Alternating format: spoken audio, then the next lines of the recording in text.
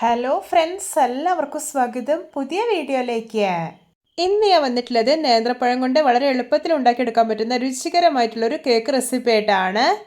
എന്നും പറയുന്ന പോലെ വീഡിയോ കണ്ടിട്ട് ഇഷ്ടപ്പെടുവാണെങ്കിൽ ലൈക്ക് ചെയ്യുക, ഷെയർ ചെയ്യുക, കമൻറ്റ് ചെയ്യുക, ചാനൽ സബ്സ്ക്രൈബ് ചെയ്യാനും മറക്കരുതേ. പിന്നെ ഫേസ്ബുക്കിലൂടെയാണ് വീഡിയോ കാണുന്നതെങ്കിൽ പേജ് ഫോളോ കൂടി ചെയ്യണേ. അപ്പോൾ നമുക്ക് നേരെ വീഡിയോയിലോട്ട് പോവാം. കേക്ക് ഉണ്ടാക്കാൻ വേണ്ടിയിട്ട് ഞാനിവിടെ നന്നായി പഴുത്തിട്ടുള്ള 2 നേന്ത്രപ്പഴമാണ് എടുത്തിട്ടുള്ളത്. ഞാനിതാ പഴത്തിൻ്റെ തൊലിയെല്ലാം കളഞ്ഞിട്ടൊന്ന് മുറിച്ചെടുത്തിട്ടുണ്ട്. ഇനി ഇതൊരു സ്മാഷർ ഉപയോഗിച്ചിട്ട് നന്നായിട്ടൊന്ന് ഉടച്ചെടുക്കാം. പഴം ഇതുപോലെ ഉടച്ചെടുത്ത് വേണം ചേർക്കാനായിട്ട്. ഒരു കാരണവശാലും മിക്സിയിൽ അടിച്ചെടുക്കാൻ നിൽക്കരുത്. ഇപ്പോഴത്തെ നല്ല പെർഫെക്റ്റ് ആയി തന്നെ ഉടച്ചെടുത്തിട്ടുണ്ട്. ഇനി ഇതൊന്ന് മാറ്റി വയ്ക്കാം.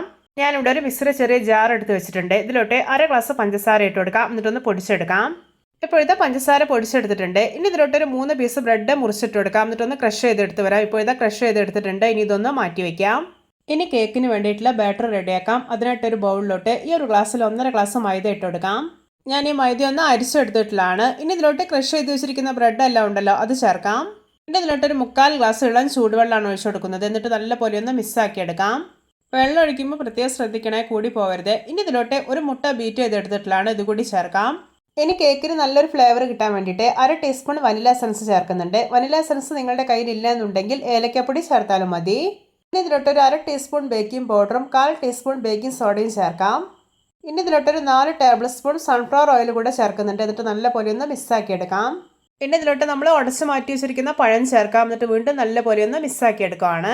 ഇതുപോലെ നല്ല മധുരമുള്ള പഴം കൊണ്ട് വേണം ഈ ഒരു കേക്ക് ഉണ്ടാക്കി എടുക്കാനായിട്ട്. അപ്പോഴേ നല്ല ടേസ്റ്റ് ഉണ്ടാവും. നിങ്ങൾക്ക് വേണമെങ്കിൽ ഈ ഒരു കേക്ക് ചെറുപഴം ഉപയോഗിച്ചിട്ടും റെഡിയാക്കി എടുക്കാവുന്നതാണ്. പക്ഷേ നേന്ത്രപ്പഴം കൊണ്ട് റെഡിയാക്കുമ്പോഴാണ് നല്ല ടേസ്റ്റ് ഉള്ളത്. ഇപ്പോൾ ഇതാ കേക്കിൻ്റെ ബാറ്റർ ഇവിടെ പെർഫെക്റ്റ് ആയിട്ട് റെഡി ആയിട്ടുണ്ട്. ഇനി ഇതൊരു കേക്ക് ടിന്നിലേക്ക് ഒഴിച്ചു കൊടുക്കാം. ഇനി ഇതൊന്ന് ടാപ്പ് ചെയ്ത് കൊടുക്കുകയാണ്. എന്തെങ്കിലും ബബിൾസ് ഒക്കെ ഉണ്ടെങ്കിൽ അത് പോയിക്കോളും. കേക്ക് ബേക്ക് ചെയ്യാൻ വേണ്ടിയിട്ട് ഞാനിവിടെ ഒരു കടായി 10 മിനിറ്റ് ഫ്രീ ഹീറ്റ് ചെയ്തെടുത്തിട്ടുണ്ട്. ഇനി ഈ കേക്ക് ടിന്ന് ഇതിലേക്ക് ഇറക്കി വെച്ച് കൊടുക്കാം. ഇനി ഇത് അടച്ച് വെച്ചിട്ട് ഒരു 45 മിനിറ്റ് ആണ് ലോ ഫ്ലെയിമിലിട്ടിട്ട് ബേക്ക് ചെയ്തെടുക്കേണ്ടത്. ഇപ്പോൾ ഇതാ 45 മിനിറ്റ്സ് ആയിട്ടുണ്ട്. തുറന്നു നോക്കുകയാണ്. ഇത് നമ്മുടെ രുചികരമായിട്ടുള്ള ബനാന കേക്ക് റെഡി. നോക്കിയേ, കാണുമ്പോൾ തന്നെ കൊതി വരുന്നില്ലേ? ഇതിൻ്റെ ചൂടൊക്കെ നന്നായി പോയപ്പം കണ്ടോ, കളറൊക്കെ ചേഞ്ചായി നല്ല ഭംഗിയായി വന്നിട്ടുണ്ട്. ഇനി ഇതൊന്ന് മുറിച്ച് നോക്കാം.